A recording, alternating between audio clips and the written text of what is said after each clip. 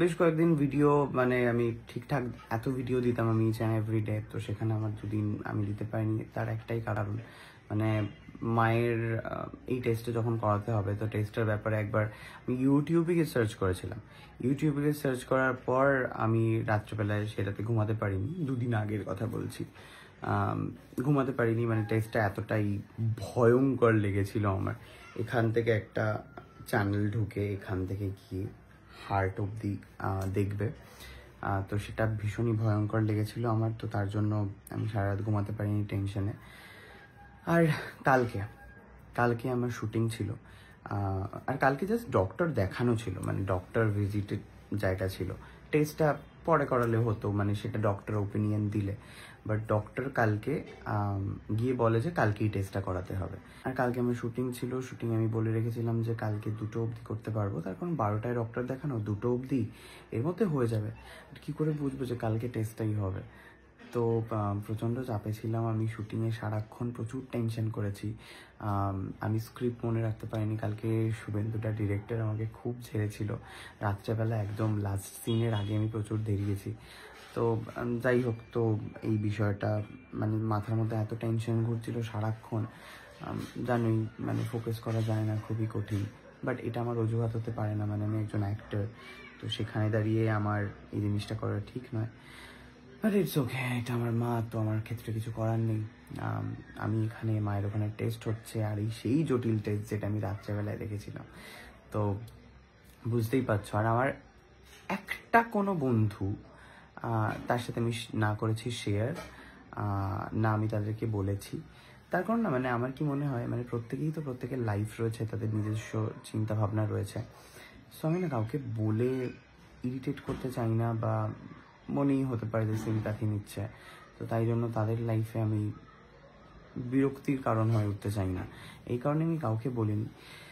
But কিছু মানুষের থেকে এক্সপেক্ট করেছিলাম একটা সিঙ্গেল কল, করেনি।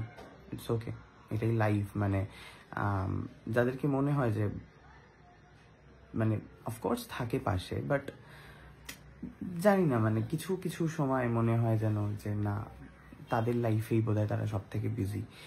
আর আলটিমেটলি তো এটা সত্যি কথা যে মানে তোমাকেই একা সমস্ত কিছু ডিল করতে হবে। তো ফাইন, কালকে দিনটা যখন ঝেড়ে নিতে পেরেছি আমি, তো ইন ফিউচার আর বোধহয় কোনো মেন্টাল সাপোর্ট বা এসবের কোনো প্রয়োজন হবে না। ওয়েল, সো আরও একটা জিনিস, এই টেস্টটা মানে সবাই করাতে বারণ করছিল, মানে আমার ফ্যামিলির অনেকেই বলছিল যে হ্যাঁ এত তাড়াতাড়ি টেস্ট করানোর কী হয়েছে, আরও ওপিনিয়ন নেই।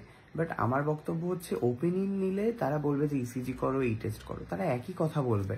তো আমি ডাক্তারের কাছে গিয়ে গিয়ে পয়সা কেন নষ্ট করব?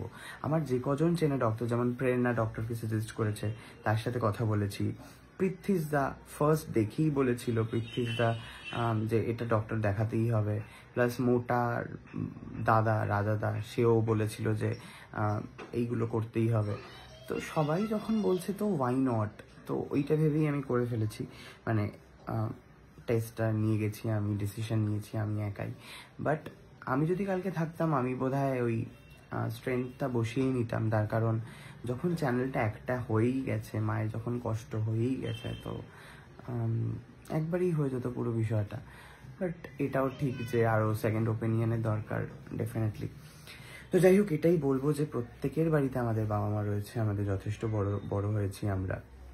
আমাদের প্রত্যেকের বাবা মার উচিত মানে প্রপার হার্ট বা লাং রিলেটেড বা কিডনি বা লিভার, এইগুলো সবসময় ফাংশনাল টেস্ট করানো। তার কারণ মানে এটা আমরা অ্যাডভান্স টেস্ট করেছি, মানে আমরা টাচউড যে মানে মায়ের সেরকম কোনো মানে শারীরিক প্রবলেম হচ্ছিল না, তো আমরা নিজেরাই টেস্ট করে নিজেরাই সমস্ত কিছু জানতে পারি। অ্যান্ড জানার পর নেক্সট স্টেপটা আমরা ডিসাইড করবো। বাট এই যে জানতে পারলাম, এটাই তো অনেকে জানতে পারে না, তাই না? মানে একটা বিশাল ক্রিটিক্যাল জায়গায় পৌঁছে যাওয়ার পর মানুষ জানতে পারে। তো প্লিজ নিয়মিত টেস্ট করো, আর মাকে ভালো রেখো অফকোর্স। আর হ্যাঁ, আর একটা কথা মাথায় রেখে দিও, লাইফে তোমাকে একাই থাকতে হবে। আশেপাশে যতই বন্ধু বান্ধব থাকো, কেউ থাকবে না।